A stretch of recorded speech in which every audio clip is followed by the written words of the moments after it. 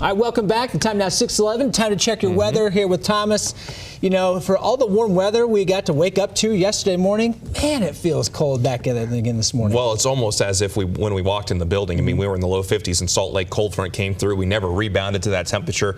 Widespread wet weather yesterday, and then the flooding down in southern Utah. That was significant. Yeah, so it was a wild one for us on a Wednesday. At least it's calmer out there this morning. Yeah, and we're going to close out the work week with some calmer conditions. So for those of you that have seen just rough weather over the last couple of days, we'll get that calmer weather.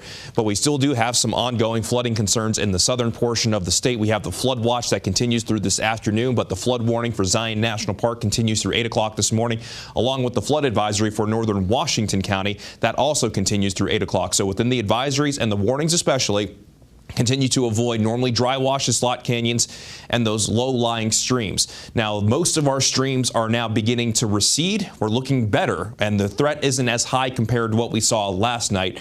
But there still could be some issues around this morning, especially in Washington County, and we'll continue to keep a very close eye on that situation as we go throughout the next several hours. And it's no surprise to see why. I mean, the water was flowing in southern Utah yesterday. This was shared by Pamela Beard, Snow Canyon State Park. Water raging over the roadway right there, and that is a classic example of turn around, don't drown, because that could definitely sweep a car off its wheels.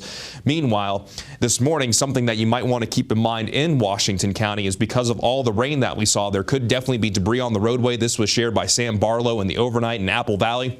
And you can see some of that debris on the roadway. So while the flooding concern goes down, there still could be issues around Washington County throughout this morning. But look at some of the precipitation totals since Tuesday. Almost 4.5 inches of water fell from the sky near Timpanogos Cave. That's a lot of water. Badger Spring in the southern mountains, 2.2. Zion National Park picked up over 1 3/4 inches of rain.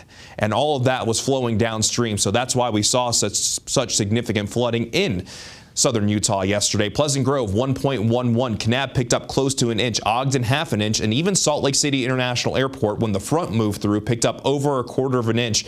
And that was after being rain shadowed by the Oakers for a lot of the event. So even to pick up over 1/4 of an inch is pretty healthy for Salt Lake, and the snowfall totals also healthy, with just about everybody picking up over 10 inches of snow at least, with definitely over a foot for the Cottonwood Canyons, and the Utah snowpack is doing fantastic. In fact, it's never done better. Yesterday, we set the all-time snow water equivalent record with 23.2 inches of water in the mountains. So if you were to melt all that snow down, how much water are you left with? And it's even higher right now. So that statewide percentage of normal, 177%.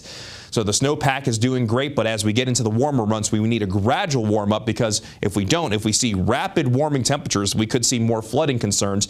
But at least on the storm tracker radar currently, everything for the most part is calm. We do have a few isolated snow showers in the high country in the eastern portion of the state, but high pressure will lead to calmer conditions as we close out the work week. Here's the current view in Moab. Still have mostly cloudy skies above, chilly temperatures down below at 38, but still a very pretty view from Red Cliffs Lodge in Moab. And then as we make our way back into northern Utah, if the camera will decide to load, there we go.